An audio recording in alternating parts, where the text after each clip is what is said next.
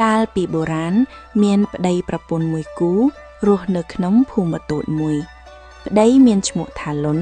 ជាបុរសសុភាពតែជួលចិត្តស្រមោស្រមៃថ្ងៃមួយនឹងคล้ายជាមនុស្សមានប្រាជ្ញាវាងវៃ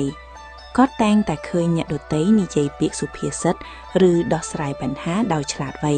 ក៏កើតចិត្តចង់រៀនណាស់ថ្ងៃមួយលុនបានឮគេនិយាយថានៅស្រុកឆ្ងាយមានតាចាក់ម្នាក់ជាគ្រូពូកែខាងពាក្យសុភាសិតបង្រៀនតែមួយឃ្លាតែតម្លៃថ្លៃណាស់គឺ30តម្លឹងមាសលុនសប្បាយចិត្តខ្លាំងណាស់គិតថាបើបានរៀនពាក្យសុភាសិតនោះនឹងក្លាយជាមនុស្សឆ្លាតបំផុតខ្ញុំចង់ទៅរៀនពាក្យសុភាសិតមួយឃ្លាតម្លៃ30តម្លឹងបើបានរៀនហើយយើងនឹងមានប្រាជ្ញាមានសុភមង្គលប្រពន្ធសួរថាតើវាមានតម្លៃថ្លៃបែបនេះតើពីអ្វីដែលអស្ចារ្យបែបនេះលុនឆ្លើយថា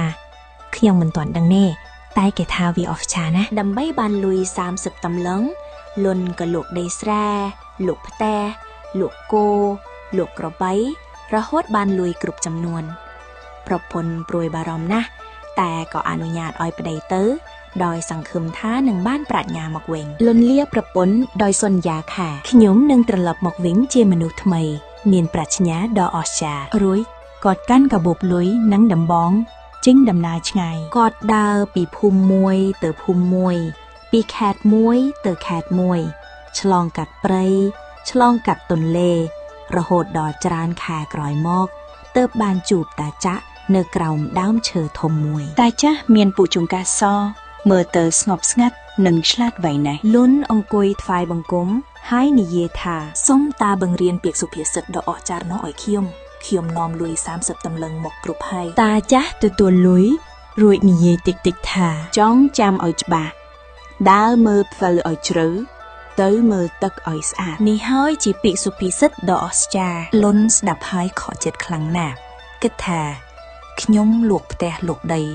មកឆ្ងាយបែបនេះបានតែពាក្យសាមញ្ញប៉ុណ្ណឹងតែគាត់ក៏អរគុណតាចាស់រួចត្រឡប់មកផ្ទះវិញដោយនៅតែមានការខកចិត្តលើផ្លូវត្រឡប់ថ្ងៃមួយគាត់ដើរតាមផ្លូវដីមួយផ្លូវមើលទៅធម្មតាគាត់គិតថាដើរប្រញាប់ទៅផ្ទះល្អជាងតែភ្លាមនោះគាត់នឹកឃើញពាក្យសុភាសិតដើរមើលផ្លូវឲ្យជ្រៅគាត់ក៏ឈប់មើលផ្លូវដោយយកចិត្តទុកដាក់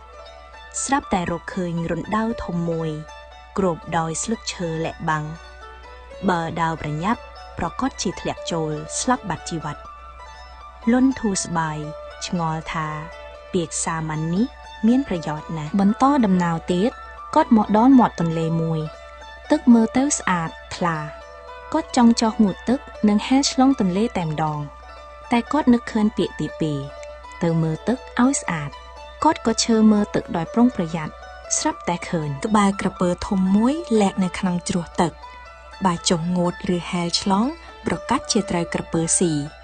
គាត់ក៏រងចាំទូកអ្នកភូមិមកជួយឆ្លងដោយសុវត្ថិភាពម្ដងទៀតក្នុងព្រៃមួយគាត់ដើរកាត់ដើមឈើធំគាត់គិតថាដើរបន្តទៅល្អហើយតែនឹកឃើញពាក្យសុភាសិតម្ដងទៀតក៏ងក់ក្បាលមើលជុំវិញដោយជ្រៅស្រាប់តែឃើញសម្បុកឃ្មុំធំមួយលើណាគល់ឈើបើដើរកាត់ដោយមិនប្រយ័ត្នឃ្មុំនឹងនាំគ្នាចាក់គាត់ប្រកាសជាមិនរស់គាត់ក៏ដើរវាងជិនទៅឆ្ងាយដោយសុវត្ថិភាពទីបំផុតលុនត្រឡប់មកដល់ផ្ទះវិញដោយសុវត្ថិភាពប្រពន្ធឃើញប្តីត្រឡប់មកសប្បាយចិត្តខ្លាំងណាស់ប៉ុន្តែឃើញគាត់អត់លុយអត់ទ្រព្យក៏ព្រួយបារម្ភលុនក៏រៀបរាប់ឲ្យប្រពន្ធស្ដាប់ទាំងអស់រឿងលក់ផ្ទះដីរឿងទៅរៀនរឿងបានតែពាក្យសាមញ្ញមួយឃ្លានិងរឿងដែលពាក្យនោះបានជួយសង្គ្រោះជីវិតគាត់ជាច្រើនដងពាក្យសុភាសិតនោះមានតម្លៃលើសពី300តម្លឹងទៅទៀត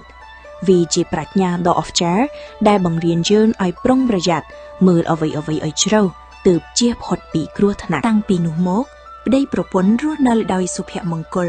ទោះបីជាក្រីក្រជាងមុនតែមានប្រាជ្ញានិងការប្រុងប្រយ័ត្នជាងមុន